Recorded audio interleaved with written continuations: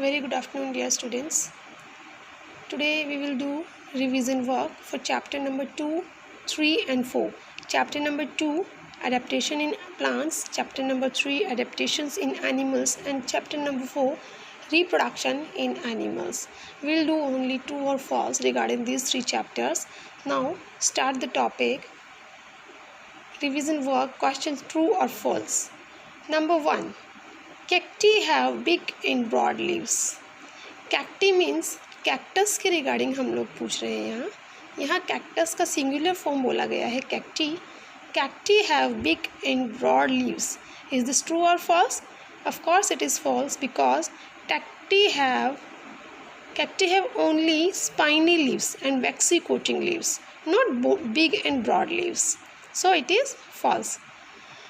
Lizard number 2. Lizard and snakes hibernate during summer. Is this true or false? This is false because lizard and snakes hibernate during winter.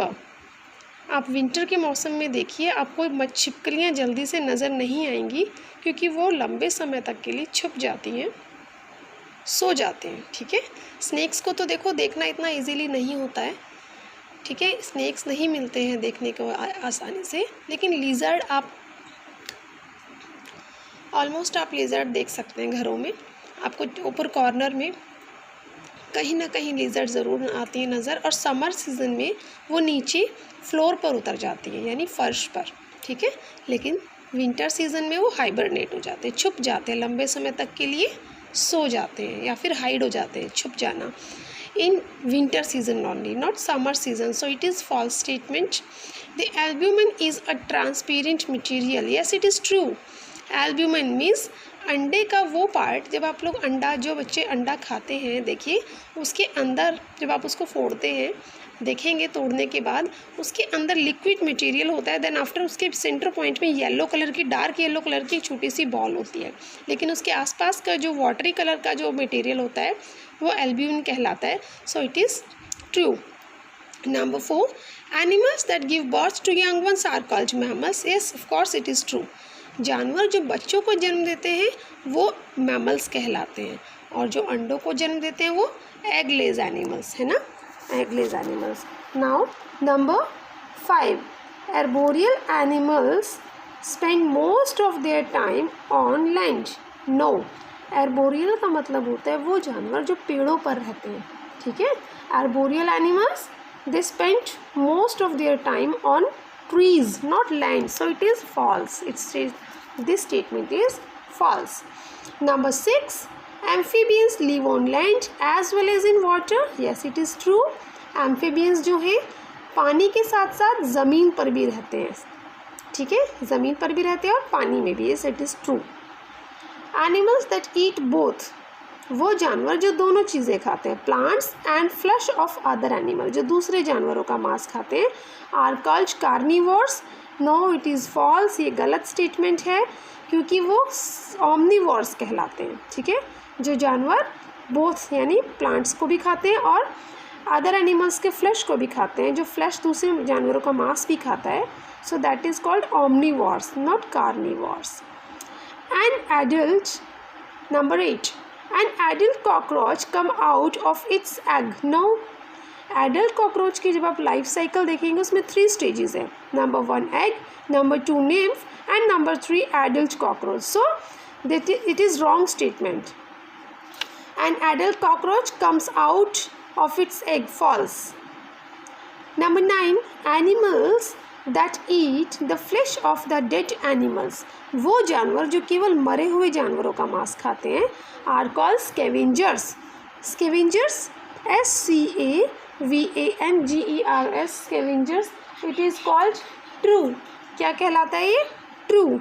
Desert plants stores water in their stems. Desert plants जो होते हैं, रेगिस्तानी पौधे, क्या अपने तने के अंदर, टहनी के अंदर, तने के अंदर पानी को स्टोर करते हैं? यस, बिल्कुल करते हैं, क्योंकि डेजर्ट एरिया में पानी की कमी होती है, तो जितना भी पानी उन्हें मिलता है, टाइम पे अवेलेबल होता है, वो सारा अपने स्टेम के अंदर स्टोर कर लेते हैं और ज़रूरत पड़ने पे उसे भोजन के रूप में कन्वर्ट कर लेते हैं. ठीक है,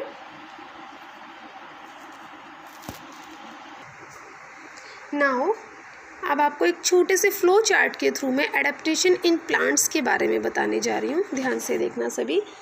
adaptation in plants, classification of plants according to their habitat, यानी हैबिटेट क्या होता है?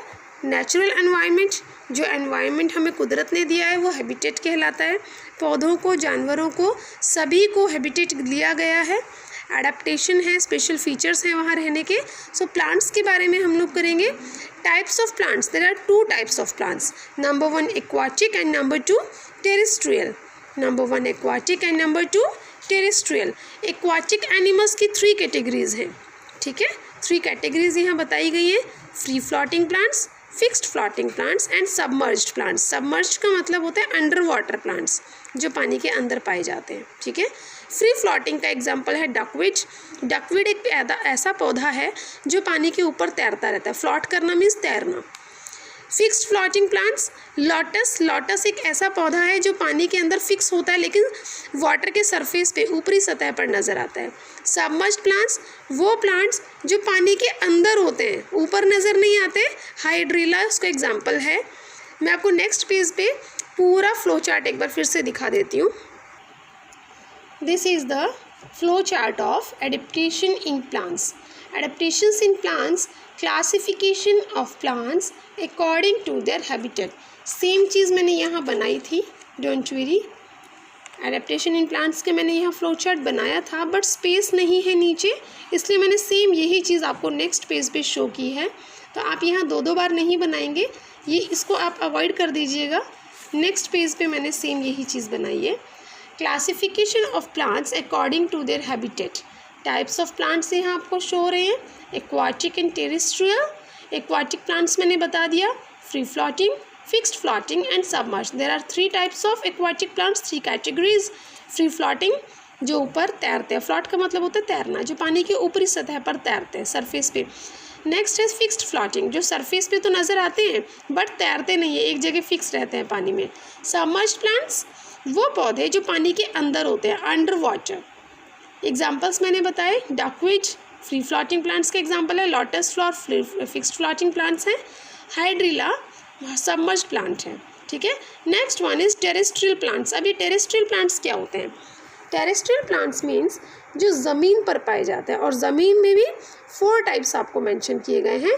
Number 1 hills and mountains, number 2 plains, number 3 marshy area and number 4 desert area. Hills in mountains में एक एग्जांपल केदार का पेड़ है। प्लेन्स में आपको बनियन ट्री, बरगद का पेड़ नज़र आएगा। मार्शी एरिया दलदली इलाका, जहाँ पे दलदल होती है, चिकनी मिट्टी पाई जाती है जिस इलाके में, rhizophora. Number last desert cactus plant जो है डेजर्ट एरिया में पाया जाता है। सो ये आपको पूरा फ्लो चार्ट कम्प्लीटली बनाना है अपनी नोटबुक में, इसको आप कंप्लीट ज़रूर करना। और दिस वन पेज आपको सिर्फ इसमें यहाँ तक करना है, ट्रू और फॉल्स तक, ओनली यहाँ तक, क्योंकि ये वाला फ्लो चार्ट नेक्स्ट पेज पे कंप्लीट आपको नज़र आएगा। Thank you so much student, have a nice day.